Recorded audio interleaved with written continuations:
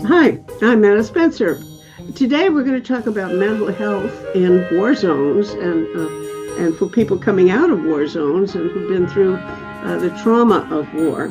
So we have a very distinguished group of people who are workers in the healthcare field and especially helping people with trauma situations. Let me introduce my colleague and friend, Neil Arya, first, because Neil will be your host mostly today. I'm transitioning out of being the person running most of these things, and I just am very, very happy that Dr. Neil Arya is more and more able to interview people from his organization, the Pegasus Institute, which is a wonderful organization primarily of healthcare workers who are interested in the health and peace aspects of their profession. And so he will frequently be hosting shows. Now, the guests today, in no particular order, except I happen to write them down in this order, are Rachel Thibeault, who was for a while, a long time, a professor in the Faculty of Health Sciences at the University of Ottawa. And she has a doctorate in psychology and combines her work as occupational therapy with work in that area. Now, currently, she is affiliated with the Taras Shevchenko University in Kiev, and she goes out in the field and trains people to do community therapy. So I'm sure we'll hear a lot about what's going on in Ukraine. Hadi Rasooli is now with the Wesley Urban Ministries. I guess that's a Methodist outfit. Is that when I was a girl, the Methodists called themselves Wesleyans. So I suppose that's what your affiliation is organizationally. Anyway, he works with newcomers who are settling in Brantford and Hamilton, which are towns in Ontario, not too far from where I'm located. And he is sometimes working with the Wilfrid Laurier University, where he is acquainted already with Bree Akesson, who's a professor at Wilfrid Laurier's Faculty of Social Work. And she is the Canada Research Chair, Tier 2. I don't know what Tier 2 is, but it sounds good. Tier 2 in Global Adversity and Well-Being. It's a title that I really think we should all try to memorize because I need a good catch-all title for do good work. and that sounds like a very good title for it. She does research with families who are impacted or displaced by war and political violence. So we have people here who have been in war zones and know what the whole situation is. I'm tempted to maybe title this thing "How to Save" or "Staying Sane in War." Something titled like that when we're through. We'll see. Anyway, Neil, good morning. How are you, friend? Good morning. Yeah, doing quite well, and it's a real pleasure to be here with old friends and collaborators, people who have been involved and spoken for Pegasus. Rachel more than a decade ago, and then Bree and Hadi a little bit more recently, but colleagues helping with our institute and the conference, so a large part of the sessions I'll host in the next couple of months relate to our Pegasus conference at the beginning of May. And each of the three will be presenters. So this is a chance to share with people who might come from the conference who speakers are. You mentioned that we are a lot of health professionals, but not only health professionals. We have a lot of academics who are related to environmental science, development, and a number of other disciplines. But again, people who are concerned about the planet. With the three guests that we have today, they represent different health disciplines from psychiatry to social work to occupational therapy. And each has had different experience within rooms with adults and children. Thank you. The way I got involved in war zones was a bit peripheral. Initially, I was working in West Africa with people living with disabilities associated with HIV/AIDS. And so I created protocols of community-based rehabilitation to deal with both the psychological and physical impacts of HIV/AIDS. And those protocols worked fairly well. So I was asked to replicate something similar in conflict areas. So I started in places like Sierra Leone, like Rwanda, like Lebanon, Nicaragua, and it kind of expanded. And over the past decade, actually, no, over the past, I would say 25 years, I've been working mostly in conflict and post-conflict areas. My story is very similar to yours, Rachel. I was living in East Africa right after university. I graduated and I thought, I'm going to go to East Africa. I was part of the US Peace Corps. I'm American. And I thought that was the coolest thing in the world to just go to another country and live and work and so forth. And it was an amazing experience for me. And I just remember living and working with these with people who were living in such abject poverty and in such difficult circumstances, and just really interested in how people survived in those circumstances and the challenges that people faced, but how they overcame those challenges. So that really got me interested in pursuing further education. I did a master's in public health, a master's in social work, that led me to a PhD in social work, and always interested in extreme adversity for families and communities. And I worked with some wonderful mentors in my lifetime who took me to different places around the world where I got to see all different communities and different cultures and how they persevere under the most adverse of circumstances. And that's really became kind of a through line for my research. I initially started working with children in conflict, children in war zones, and that really got me thinking more about parents and parenting and family.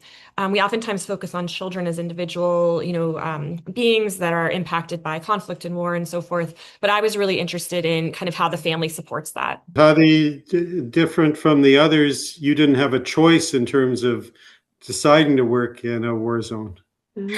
I was in the war zone. I'm originally from Afghanistan, and getting to the mental health, it's something personal to me because at the last year of my medical school in Afghanistan, I got a very severe depression. And unfortunately, there wasn't any psychiatrist there. And the only way that I got the help was from a psychiatrist that she was from Europe. And after I got better, and I thought that this community, uh, this city needs to have someone to work on the mental health. Why we are all going to the other fields like surgery, like internists, and after that I really persuaded, and mental health was really a shame in our country. It's still a stigma in Afghanistan. At that time, when I started to doing my specialty in psychiatry in Afghanistan, they were th- they were always calling me like you're a mad doctor. You yourself is mad. You are mad, and because of that, you choose to work with those people as well. But I really loved it. I really found myself there, that there should be a person to help the others that needs this kind of support. The trauma is way different from the trauma that we are seeing here in Western countries, and it became something really personal and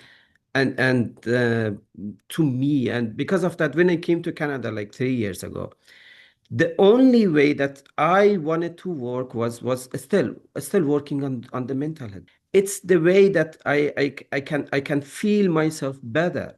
I can help myself and also others as well. That stigma related to mental health, you say, wasn't just in the general public, but it also amongst your colleagues. Yeah, that's true. And I believe it still has, but it decreased. It decreased year by year. I remember when I wanted to go to have my psychiatry residency, almost all of my colleagues, all of my classmates were saying that you are the only person that choose to go to psychiatry. What's happening with you?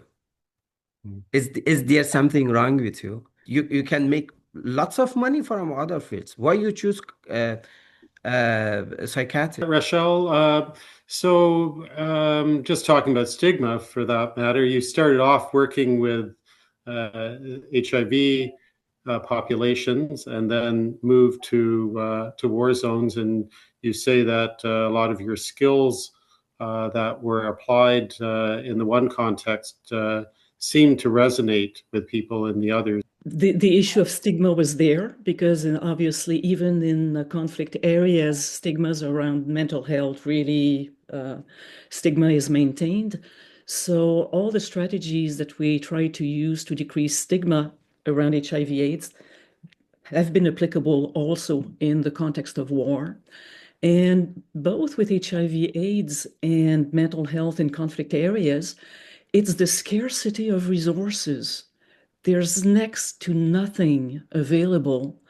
And so in both cases, we've been confronted with the notion that we have to find ways, strategies to scale up the few resources we have. And so again, in both cases, we really have to invest in community-based resources, find the good actors in the community on which we can with which we can share some of the burden. So thinking outside the box, looking at resources that are not typical for a healthcare system and really trying to leverage them. And it's exactly what Rachel said about one of the key things that I found in all the work that I've done is just the scarcity of resources. Exactly that. It's that, yes, there's trauma, that's a given, and stress reactions and anxiety and depression among these populations. But what I found, I remember when I was working the first time in Palestine and interviewing families there, and I had this lens of, oh, I'm just going to be talking about trauma and PTSD and all these things about, living with occupation and violence. And what the families talked about and what came out from that research was just the scarcity, the not being able to put food on the table, not having meaningful work, not being able to build your house, being nervous about having more children, being scared for your children's future, accessing education. All of those things were layering on, and that scarcity of being able to have that life that these families should have a right to and want to have, that was more of an issue to these families than trauma itself. So I think that's really important to mention. And then in terms of the resistance part, Neil, absolutely. I think I see that not just in the Arab speaking communities with the idea of sumud, which is like resistance, but you see that in all the communities that I've worked with, and it's the everyday experiences or the everyday practices that families engage in. The having meals together, the having children, sending your children to school, seeking further education, all of these things, those are their acts of resistance. Those are the acts of sumud in the face of such adversity and such challenge. And so in the research that I do, I'm really interested in those everyday practices because that's where we can see where we can make change. That's where we can maybe insert our kind of thinking outside the box thinking in terms of community-based resources that exist. In Afghanistan, mental health was very a new concept. No one talked about this concept at all. They were thinking that there is no mental health issue at all in our country. Just because we are Muslim, we shouldn't have any kind of mental health issues. So when I started to work on the project, we started a project by the name of CMHP. It was a community mental health project. The community mental health project was the fundamental of working on the mental health in Afghanistan, especially the city that I'm coming from Herat, Afghanistan. Uh, as you may know, Herat has had the more self-burning women cases in all Afghanistan. So we started from that point because as you said, there was no resources at all. The only way was just the educate the people that it is the mental health. It these are the mental health issues, and these are can be treated, can be addressed in somehow. So we reached out to the mullahs, to the religious leaders, and we talked with all of them, and we told them that, hey, this kind of issues is among all of us. We are not in a safe environment at all. We are in a war zone, and all of us have our own trauma and anxiety and all of those. So how we can help each other. So it started from there. As you said, since there is no there wasn't any plan, any resources, you should have built the resources for yourself. So using from the community was the main part for us to build the resources. For example, when a individual came to us and we're saying about all of the hardship that they are going through, after the medication, after the psychoeducation and all of those, after prescribing medication to them, we are sending them back to the community. We are the people that came from, and they had more belief on them, not at us, because we were not you know in the community, in those kind of communities, when you are a doctor, you are different from ordinary people. They are not seeing you the same as they are seeing the other people. They are much more they are getting much more support from their community rather than the healthcare professionals. So because of that, we were sending back, despite that it was new, but it worked very well for most of our clients. And since, as I mentioned, since there wasn't any system at all, we needed to build the system. So for therapeutic matters, we use the community as a resource, and it worked very well. I wasn't aware of self-immolation being a big thing in Herat, and Yes. I just wondered why that would be. Of course, in India, people talk about that in terms of kitchen fires, or historically in terms of women throwing themselves on their husband's funeral pyre, but also in an area which sees itself as being very faithful in Islam. I just wonder, where does that come from, and how are other ways of dealing with that particular issue? When I started working, it was in 2009, in 2010. I started working as a mental health doctor. I wasn't a psychiatrist at all. So I just work as a GP that just mostly focus on the mental health. So the issue was from in Herat, in Afghanistan. It was mostly because they had no voice. Women had no voice. They cannot talk about all of the difficulty that they are going through to anyone. They should have accept whatever it is, and the only way that they could release themselves was to burning themselves. It was so horrific. We had lots of those kind of cases, and unfortunately we lost most of our clients. And because of that, we started the psychoeducation for especially among the women, that if this thoughts comes to you, it's normal to getting help and support from others. There are some people that they can that you can talk to them, and we build that trust on the community as well. We train the community that how they should face with this kind of problem. So after that, we saw a decrease, not that much, but a decrease in the cases of self-burning in Herat especially. But unfortunately, it's still going on in Afghanistan, and in most of those cases are not reported at all.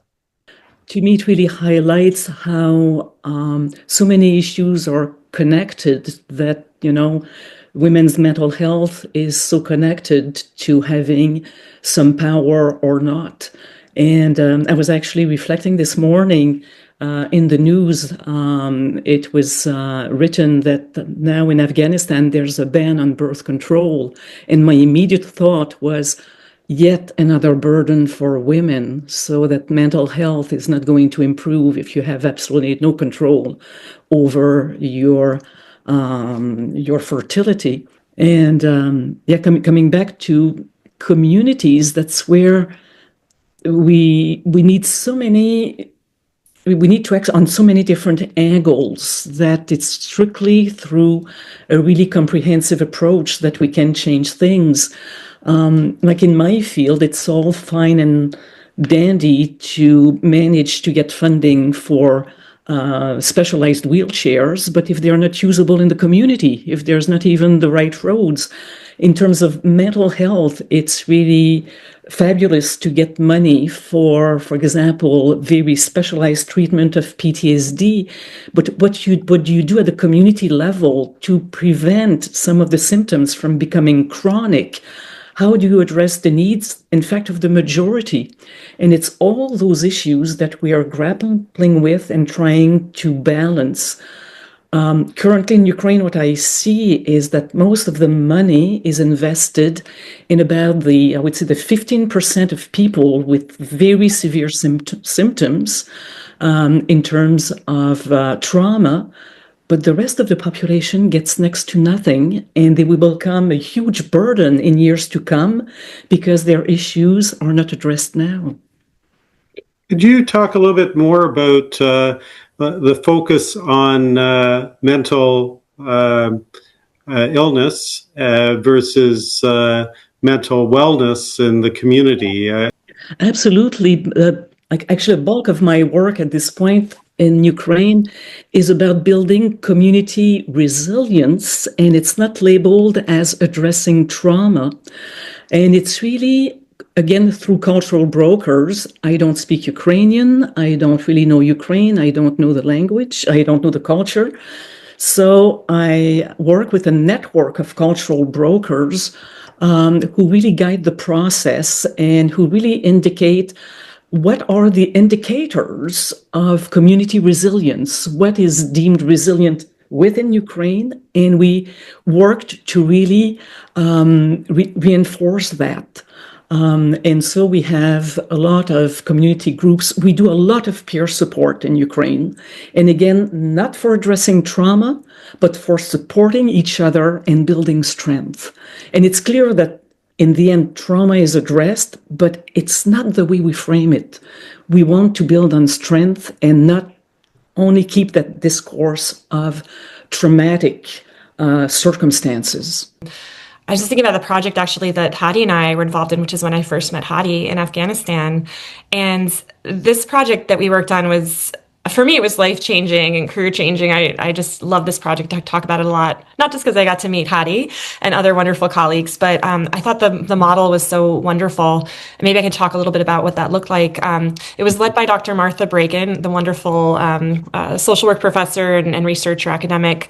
And the entry point into the communities was the universities. So we're looking at higher education and looking at how we can support mental health, not on this individual basis, but more of a larger picture where we we help support the creation of a higher education system, a new cadre of mental health professionals through the university system. So you have all these young people who are going to flooding the universities and wanting to, secure their futures and are very interested in helping Afghanistan, and they want to become counseling psychologists. So we worked with Dr. Hadi and other colleagues to create a curriculum for these young people to become counseling psychologists in their communities. And the project was a success in that way. We created these model counseling centers at the universities. We supported the faculty who were going to be doing that kind of work, supporting the students. And that way we were hoping that these young people would go out to their communities and start to serve their communities and start to talk about these factors, these everyday things that families and communities are facing: mental health related, scarcity related, resilience, all of these topics. It was a wonderful program, and unfortunately, it doesn't exist anymore. The project that we worked was to establish counseling department for the two major universities in Afghanistan, one in Kabul and the other one for Herat University. And how we came to that point, before we coming to this point, I'm talking about 2010 and 2011. We hadn't have any psychologists in Afghanistan, in whole Afghanistan. So in 2011 and 12, we started a project to train some health workers about the counseling, and it was a 6 months program. And after the 6 months, they were doing the counseling for other people. We established the counseling department in the higher education with the help of Dr. Martha Bragan and also our beautiful colleague Dr. Bree Akesson for Herat and Kabul University. That it was really a need. I'm still in contact with the people that they graduated from those programs, and they are helping a lot of our people. People are getting services from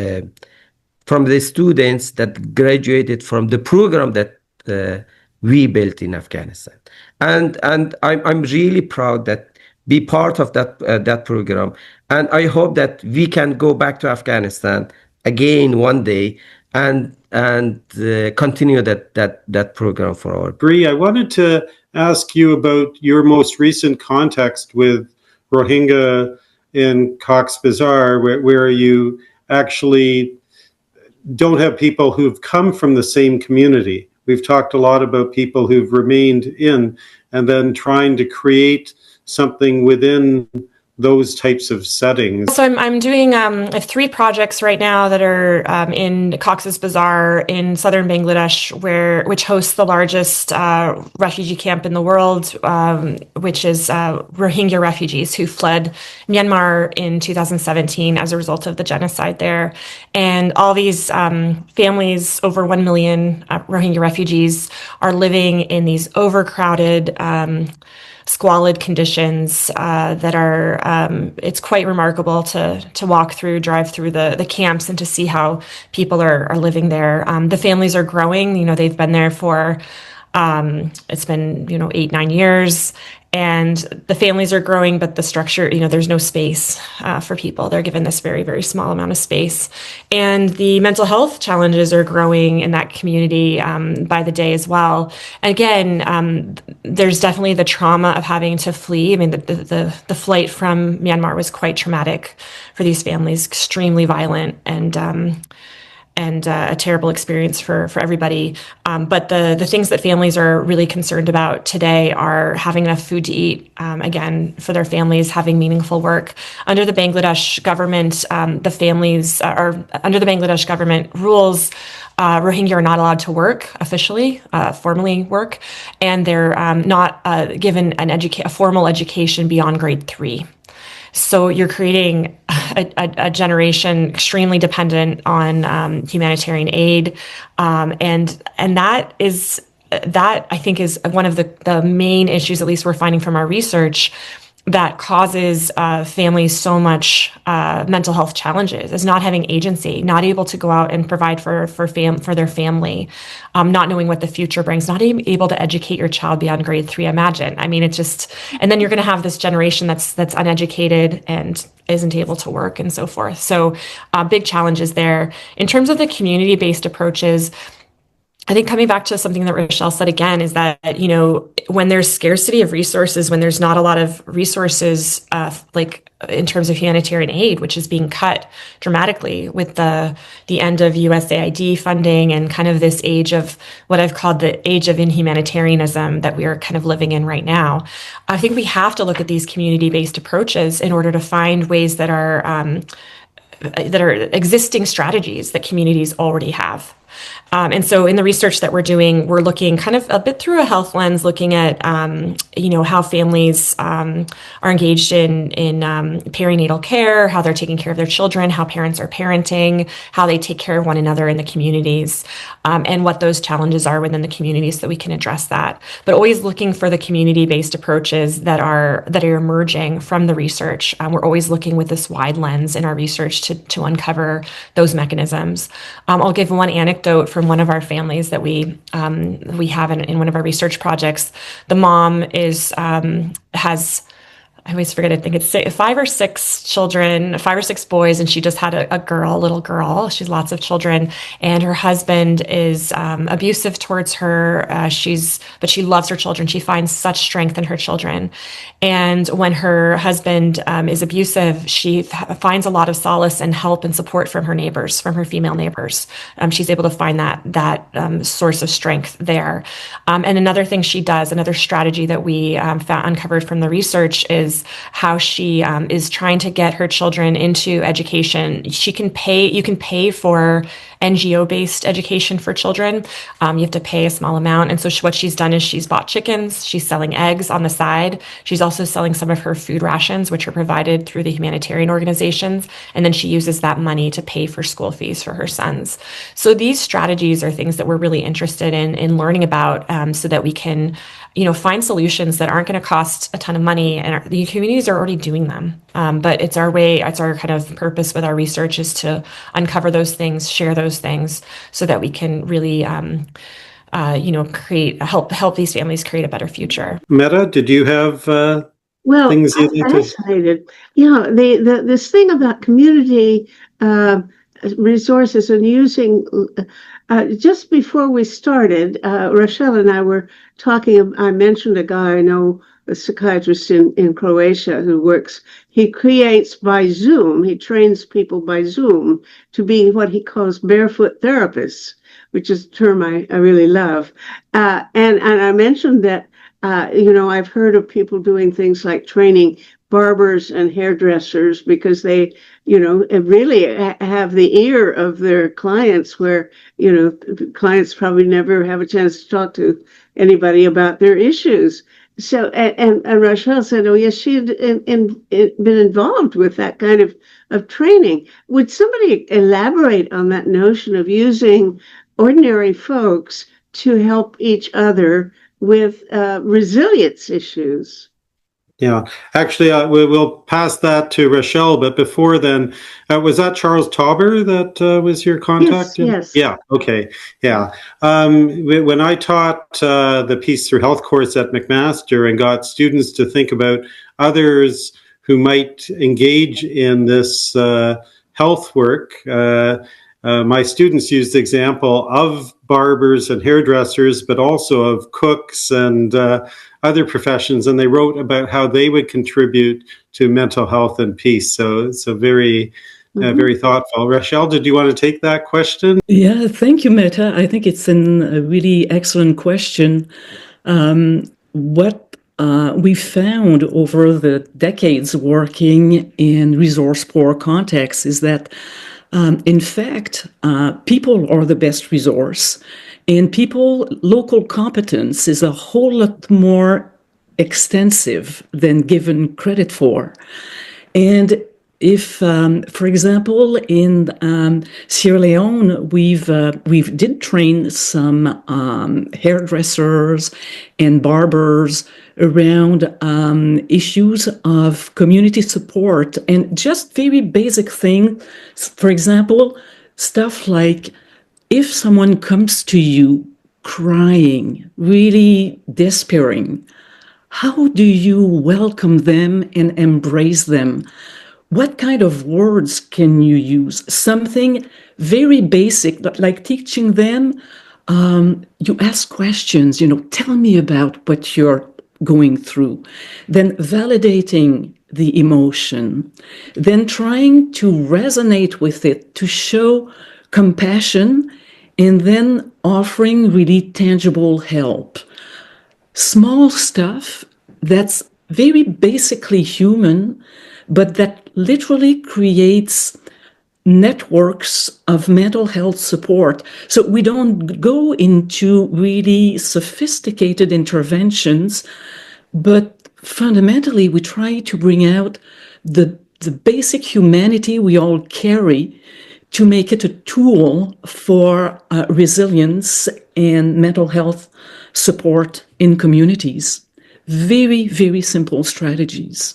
Hadi, I'm going to move to Canada, and now your work with Wesley Urban Ministries, which is the resettlement agency for Hamilton and Brantford. And now, as you've learned lessons from your own community and how that affects now your day-to-day work, so thinking about newcomers here. When I came to Canada like 3 years ago, my thought was how to find a way to work again in the mental health field. As I mentioned, it's my passionate, and because of that, the only way that I feel myself to being the original Hadi, original myself, is to get connected with the people around mental health. So I started working with the with Wesley Urban Ministries, and after a while, I told them that there is a need for our people regarding the mental health issue. I'm still working with the complex cases with the definition of mental complex cases can have all of those terms of coming from war zone countries, coming from with lots of trauma and having some medical or non-medical issues as well. So working with newcomers taught me that how resilient they are, how resilient you are when you are coming to another country with just your clothes, with just a bunch of clothes, nothing else. I'm seeing the resiliency among the newcomers when I'm seeing the new since we are working with just government assisted refugees, that most of them live in the rural area or in the refugee camps for so long, for example, for 9 to 10 years before they came to Canada. I'm seeing that how resilient they are. They passed all through the way to get to this point, to come to Canada, and how resilient they are, that we are seeing most of them after a year or two, they are being self-sufficient. We are having lots of clients that they are working in other organizations, in the banks, in all over Hamilton and Brantford. They are making their own businesses. So it's coming all from the resiliency that they have. So, for example, if a person that he is a refugee, he or she is a refugee, and he can be in a camp without any resources for example, let's say 5 to 6 years. Believe me, if they became if they came here, if they come to Canada and have all of those resources, if we can connect them with the actual resource that is available for those type of people, they are going to be successful. And I really like the work that connecting people with the resources that is available for them, and they are going to contribute. They are going to contribute. So what I've learned in my now nearly 50 years out there, it's that we have way more in common than we have differences. And the strategies for resilience are so similar from place to place. And as Hadi was saying, it really boils down often to meaning, to a sense of agency, and to connectedness. Usually, when you have that in place, I mean, it's a really good start to build on. And what I found is that people are way more resilient, again, than we give them credit for. And just as an aside, one of my fears, we have in the West a model where we really inflate trauma. In research, we speak more and more about the semantic inflation of trauma, and it's starting to erode the resilience I see in those communities, because we come in and we tell really resilient people, we tell them, no, you've been deeply traumatized, and the only way you can, emerge from this is either use our expensive therapies or our meds. And I feel it so disempowers communities. So that's one of the major obstacles now in my work. And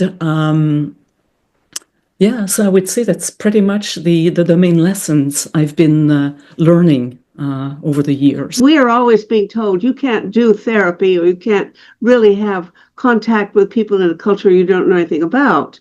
But what you seem to be saying is that the problems are so similar that you can. Is that true? Would you expand on that? Sure, we certainly can, and I put some caveats. I always work with cultural brokers, so people who are from the culture, who know it well, and I will never do anything that they don't approve first. And also, in most of the programs I do, I'm not the face of the program. I'm in the background, and I train local trainers. And for example, in Ukraine, we do a lot of peer support, which would have tweaked to local culture. And I train people to train other people to do peer support. So I'm not the first person the locals will come into contact with, because all this material needs to be shaped according to local culture, a culture I don't fully understand. So yes, we have an impact, but we always have to rely on local competence first. Thank you. The thing that Rachel and Hadi have been saying are just, I completely agree with. I couldn't agree more. Especially the part about inflating. I think we tend to inflate trauma, and that erodes resilience. I've seen that since I've started this work. There's such an overemphasis on PTSD, particularly when in fact PTSD is a very, very specific criteria that does not always apply cross-culturally. And so that's something that like I said in the beginning when I was talking about how I think that, that's definitely a challenge for some families, the traumatic responses, stress responses, but the really everyday experiences that families are going through in terms of the everyday struggles, right? And then I loved also the discussion about kind of coming back to the basic humanity of people and how critical that is. And I think that that's the commonality that we have in the work that we do. Absolutely. Connecting, there's a way to connect with people when you don't speak the language, even if you're using a cultural broker, which I also use in my research. There's a way to connect with people that I think is so meaningful. And then I guess what I wanted to add in terms of what Hadi and Rachel have already said of something that I've learned in the work that I've done is how much people want to tell their story. And this kind of comes back to this idea of we tend to inflate trauma. I think there's a protective element, especially with, I'm thinking of like research ethics boards and just this idea of, oh, we don't want to have people tell their story because it's going to re-traumatize them, or we don't want to ask questions that are going to, maybe make somebody upset. But I found in the work that I do, and we ask questions about people's flight from war and their horrific journeys and their challenges and struggles. But I found that people want to tell those stories. I recall speaking with a father, and I was kind of following the protocol of, okay, well, we're going to use a pseudonym for you so that you can share anything you want and you'll feel comfortable doing that. He's like, no, use my name. Please use my real name. If something happens to me, if I die, if my family dies, I want people to know what happened to us. I want them to know. And he said, I want the world to know my story. And that has been a driving force for me in my research. And I kind of try to share that with my research team as well. So that's a driver for them, that we really want to capture these stories, especially in places where people are we're dealing with forces that are just out of our control. The political situation. I mean, people always ask, like, what's the solution? The solution is to end war, end conflict, to solve, peace, right? And to solve these things. But that's out of my control. It's out of most of our control. So what can we do? We can document, we can share stories, and we can give people that opportunity to share that story in a way that's meaningful for them and gives them agency, that they're feeling like, I want to share with you the parts that I want to share. And then that can become a very empowering process for the people that we work with. When I started working with newcomers here in Hamilton and Brantford, I saw that most of them, when they are coming from the war zone country, that they are having some mental health issues. They are coming back and saying that, you know what, it's not going to work. They really didn't. I really didn't find it that much helpful, because they are using the terms that we are not using in our countries, and even the way that they are treating people are way different that we were expecting. As Rachel said, that most of this Western approaches is like to get to that expensive therapy, which is not going to happen and it's not going to apply to all of people who are suffering from mental health. So I thought that, what if we start a project, especially for Afghan newcomers, and I know the culture. What if we start the same thing when we started in Afghanistan?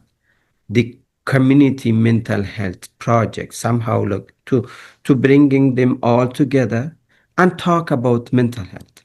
And it is started from there, and with help of you and Dr. Bree Akesson, we got some funds and started up that project for our Afghan newcomers here in Brantford. And it was really a beautiful project. I really learned a lot from that project.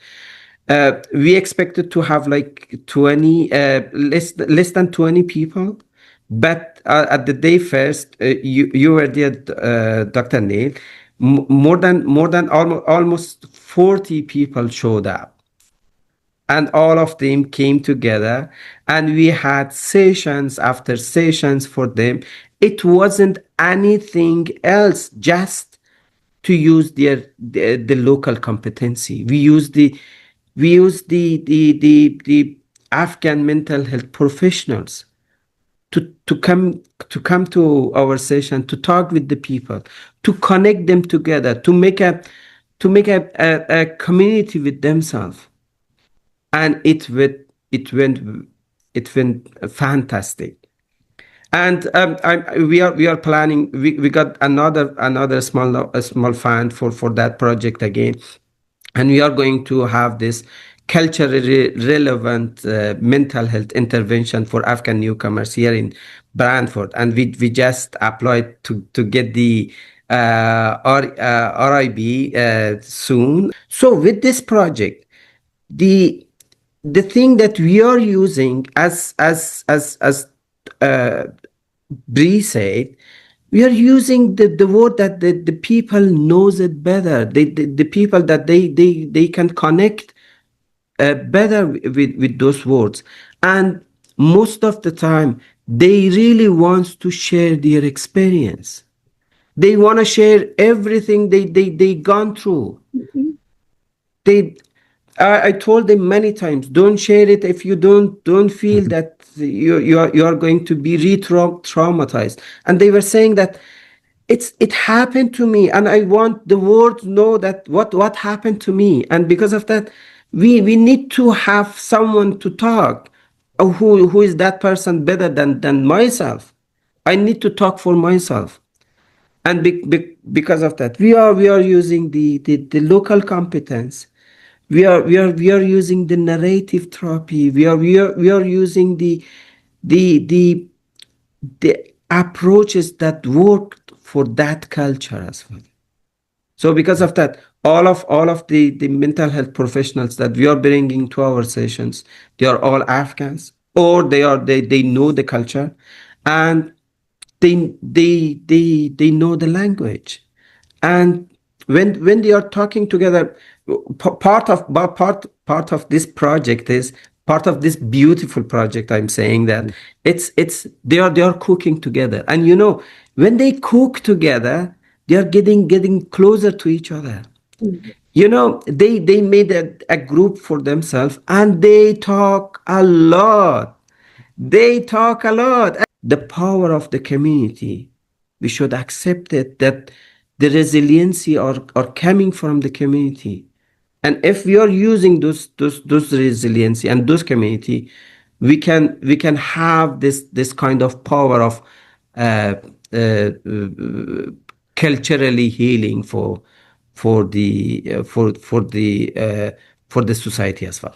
So you've also brought music into things too that people find in common, and the cooking is a mixed gender group, and there are other things related to gender norms that have occurred here. Hadi has mentioned there were about 50 families who had come from Afghanistan since 2021 to the Brantford area, and so a high percentage of them ended up coming to this, but most of them didn't even know that there were many other Afghans. They might have known of a family or two, but some didn't even know there were any other Afghans in the area till then, and they've formed their own WhatsApp group and continue to do their own healing and connection. What struck me in the conversation is that the commonality of values and perspectives, that it all boils down, as Hadi was just saying, to connectedness, to sharing, safety, agency, and that's really the basics that in the end don't cost that much, and they make all the difference. I wish you could keep going another hour, because there's so much that I find fascinating about what you're saying, mostly this notion of the importance of community, that, the building the, there's this expression, it takes a village to raise a child. Well, I think I've learned something from you that I think apply not just to people coming into Canada with trauma, but to everybody, because we all have issues. And I think mostly nowadays we have such a strong sense of privacy that we probably don't share as much with our hairdresser or other people as we could if we just decided that that really is a way to build community and to develop resilience. So I think I'll go talk to my hairdresser next week sometime. Thank you very much. It's been a real pleasure, a delight to meet all of you and to feel sure that you are doing such superb work that's so important. Thank you very much, and thank you, Neil, for bringing us all together.